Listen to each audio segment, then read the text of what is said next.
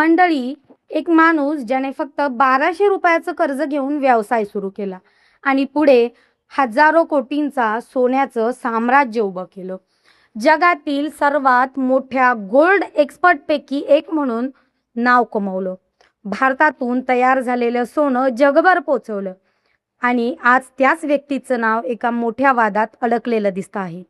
आणि हा वाद 2 लाखांचा नाही, तर तब्बल 15 लाख कोटी रुपयांच्या कथित आर्थिक गैरव्यवहाराशी जोडला जात आहे.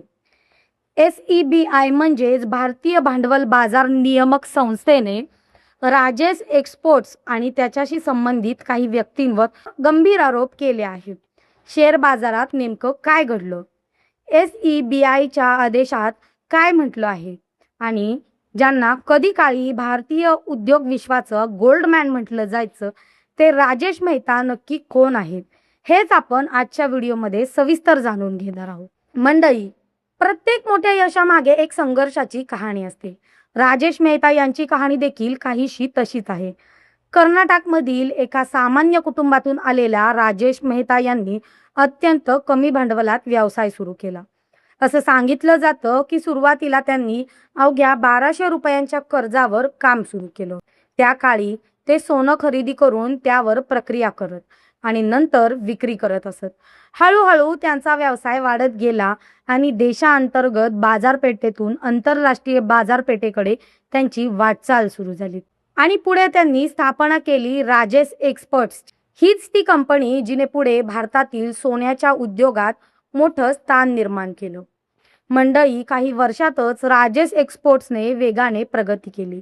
कंपनीने केवळ सोन्याचे दागिने विकले नाहीत, तर संपूर्ण गोल्ड रिफायनिंग आणि एक्सपोर्ट क्षेत्रात मोठी व्यवस्थिती निर्माण केली. कंपनीचा व्यवसाय भारतापुरता मर्यादित राहिला नाही, तर युरोप, मध्य पूर्व, आशिया आणि इतर अनेक देशांपर्यंत पोहोचला. स्वित्झर्लंडमधील प्रसिद्ध व्हॉल्कॅम्बी रिफायनरीचे अधिग्रहण केल्यानंतर राजेश एक्सपोर्टची ओळख जागतिक स्तरावर आणखीन मजबूत झाली. एक काळ असा होता जेव्हा जगभरात वापरल्या जाणाऱ्या मोठ्या प्रमाणातील सोन्यावर या कंपनीचे थेट किंवा अप्रत्यक्ष प्रभाव असल्याचं सांगितलं जायचं. यामुळेच राजेश मेहता यांना भारतातील सर्वात यशस्वी उद्योजकांपैकी एक मानलं जाऊ लागलं. मग अचानक वाद कसा निर्माण झाला? मंडळी, जिथे पैसा असतो तिथे प्रश्नही निर्माण होतात आणि शेअर बाजारात तर प्रत्येक हालचालींवर लक्ष ठेवलं जातं. अशाच एका तपासादरम्यान SEBIच्या नजरेस काही व्यवहार आले, ज्यामुळे संशय निर्माण झाला. SEBIचा आरोप आहे की कंपनीशी संबंधित काही व्यवहारांमध्ये गुंतवणूकदारांची दिशाभूल होण्याची शक्यता निर्माण झाली. काही आर्थिक व्यवहार, काही संबंधित पक्षांमधील व्यवहार आणि निधीच्या हालचालींबाबत गंभीर प्रश्न उपस्थित करण्यात आले. याच पार्श्वभूमीवर SEBIने अंतरिम आदेश जारी केले आहेत आणि त्याच आदेशामुळे हे संपूर्ण प्रकरण चर्चेत आले. 15 लाख कोटीचा आकडा नेमका काय आहे? इथे सर्वात महत्त्वाचा प्रश्न निर्माण होतो. 15 लाख कोटी रुपयांचा आकडा नेमका आला कुठून? कारण सामान्य माणसाला हा आकडा ऐकून धक्का बसणं स्वाभाविक आहे. हा आकडा इतका मोठा आहे की तो अनेक राज्यांच्या वार्षिक अर्थसंकल्पापेक्षाही जास्त आहे. मात्र या प्रकरणात समोर आलेला आकडा हा कथित व्यवहाराच्या एकत्रित मूल्याशी संबंधित असल्याचा सांगितलं जात आहे.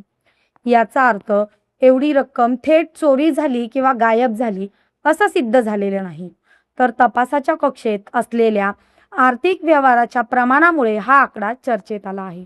म्हणूनच या टप्प्यावर आरोप आणि सिद्ध झालेला गुन्हा यामधील फरक समजून घेणं महत्त्वाचं आहे. SEBIने नेमकं कोणते आरोप केले? मंडळी, SEBIचे काम आहे शेअर बाजारातील पारदर्शकता टिकवून ठेवणं, गुंतवणूकदाराच्या हिताचा संरक्षण करणं आणि आर्थिक गैरव्यवहार रोखणं. SEBIच्या प्राथमिक निष्कर्षानुसार कंपनीच्या काही व्यवहाराबाबत स्पष्टीकरणाची गरज आहे. काही निधीच्या हालचाली, काही संबंधित संस्थांमधील व्यवहार आणि आर्थिक अहवालातील काही बाबींची चौकशी सुरू असल्याचं सांगितलं जात आहे. यामुळे कंपनी आणि तिच्या व्यवस्थापनावर प्रश्नचिन्ह निर्माण झाले आहे आणि शेअर बाजारात गुंतवणूकदारांमध्ये चिंता वाढली आहे. शेअर बाजारावर काय परिणाम झाला? अशा प्रकारच्या बातम्यांचा सर्वात पहिला परिणाम शेअर बाजारावर दिसून येतो, कारण बाजार विश्वासावर चालतो. गुंतवणूकदारांचा विश्वास डळमळीत झाला की शेअर बाजारच्या किमतींवर लगेच परिणाम होतो.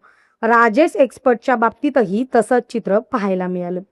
SEBIच्या कारवाईनंतर कंपनीबद्दलची चर्चा वाढली, गुंतवणूकदारांमध्ये संभ्रम निर्माण झाला आणि बाजाराने या घडामोडींवर तीव्र प्रतिक्रिया दिली. कंपनीची बाजू काय आहे? प्रत्येक प्रकरणाला दोन बाजू असतात. एका बाजूला नियामक संस्थेचे आरोप असतात, तर दुसऱ्या बाजूला कंपनीचे स्पष्टीकरण असते.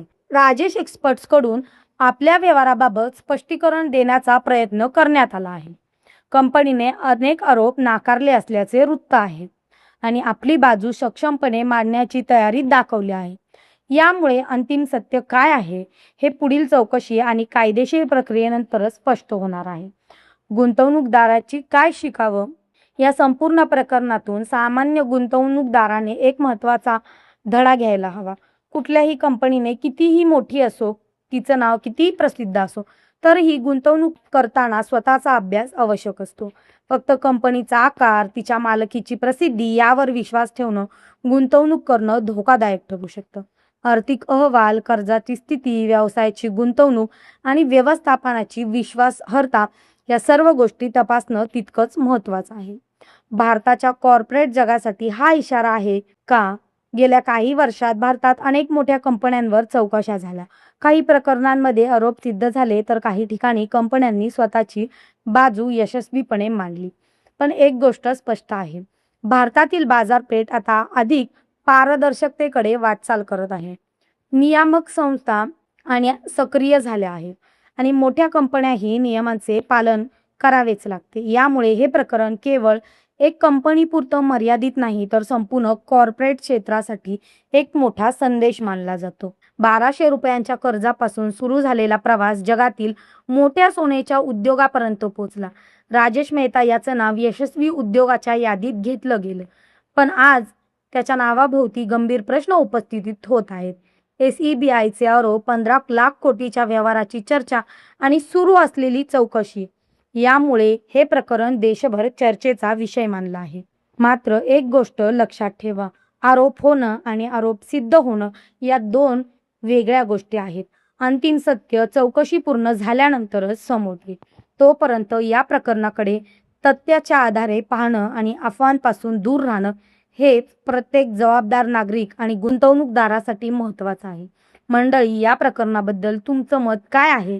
खाली कमेंट करून नक्की सांगा आणि अशाच महत्त्वाच्या बातम्यांसाठी चॅनलला सबस्क्राईब करायला अजिबात विसरू नका. धन्यवाद.